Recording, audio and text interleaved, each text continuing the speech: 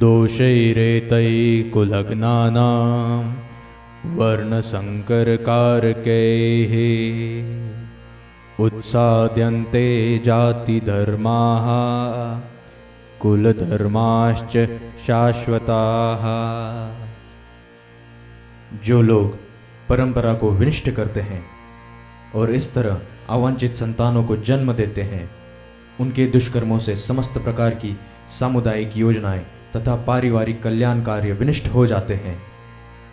तात्पर्य: सनातन धर्म या वर्णाश्रम धर्म द्वारा निर्धारित मानव समाज के चारों वर्णों के लिए सामुदायिक योजनाएं तथा पारिवारिक कल्याण कार्य इसलिए नियोजित हैं कि मनुष्य चरम मोक्ष प्राप्त कर सके। अतः समाज के अनुत्तरदायी नायकों द्वारा सनातन धर्म परंपरा के विखंडन से उस समाज में अव्यवस्था फैलती है। फलस्वरूप लोग जीवन के उद्देश्य विष्णु को भूल जाते हैं। ऐसे नायक अंधे कहलाते हैं और जो लोग इनका अनुगमन करते हैं वे निश्चय ही कुव्यवस्था की ओर अग्रसर होते हैं। उत्सनकुलधर्माणां मनुष्याणां जनार्दन नरके नियतं वासो भवतीत्यनुशुश्रुम। हे प्रजापालक कृष्ण, मैंने गुरु परंपरा से सुना है कि जो लोग कुल धर्म का विनाश करते हैं वे सदैव नरक में वास करते हैं। तात्पर्य: अर्जुन अपने तर्कों को अपने निजी अनुभव पर न आधारित करके आचार्य से जो सुन रखा है उस पर आधारित कर रहा है। वास्तविक ज्ञान प्राप्त करने की यही विधि है। जिस व्यक्ति ने पहले से ज्ञान प्राप्त कर रखा है उस व्यक्ति की सहायता के बिना कोई भी वास्तविक ज्ञान तक नहीं पहुंच सकता।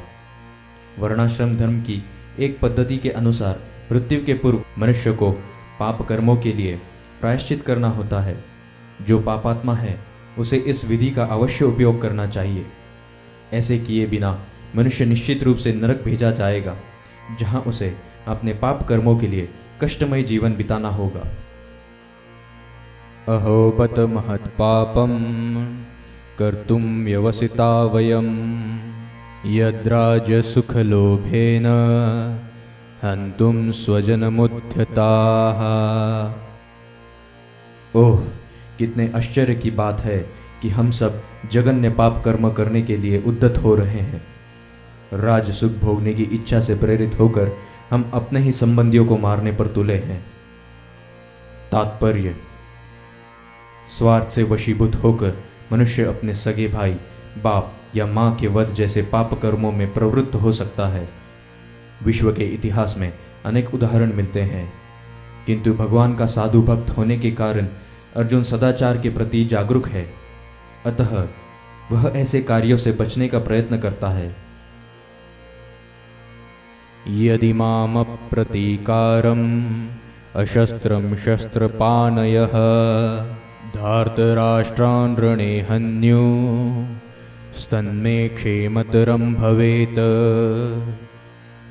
यदि शस्त्रधारी धृतराष्ट्र के पुत्र मुझ निहत्ते तथा रणभूमि में प्रतिरोध न करने वाले को मारे तो यह मेरे लिए श्रेयस्कर होगा।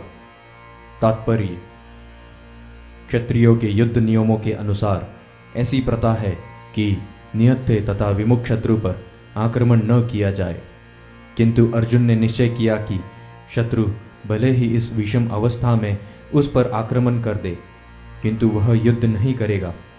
उसने इस पर विचार नहीं किया कि दूसरा दल युद्ध के लिए कितना उद्यत है। इन सब लक्षणों का कारण उसकी दयार्द्रता है, जो भगवान के महान भक्त होने के कारण उत्पन्न हुई है। संजय उवाच एवमुक्त्वार्जुनः संख्ये रथोपस्थ उपाविशत विसृज्य सशरं चापं शोकसंविघ्नमानसः। संजय ने कहा, युद्ध भूमि में इस प्रकार कहकर अर्जुन ने धनुष तथा बाण एक ओर रख दिया और शोक संतप्त चित्त से रथ के आसन पर बैठ गया। तात्पर्य: अपने शत्रु की स्थिति की अवलोकन करते समय अर्जुन रथ पर खड़ा हो गया था, किंतु वह शोक से इतना संतप्त हो उठा कि अपना धनुष बाण एक ओर रखकर रथ के आसन पर पुनः बैठ गया। ऐसा दयालु तथा कोमल हृदय व्यक्ति जो भगवान की सेवा में रत हो आत्मज्ञान प्राप्त करने के योग्य है। इस प्रकार भगवत गीता के प्रथम अध्याय कुरुक्षेत्र के युद्ध स्थल में सैन्य निरीक्षण का भक्ति वेदांत तात्पर्य पूर्ण हुआ।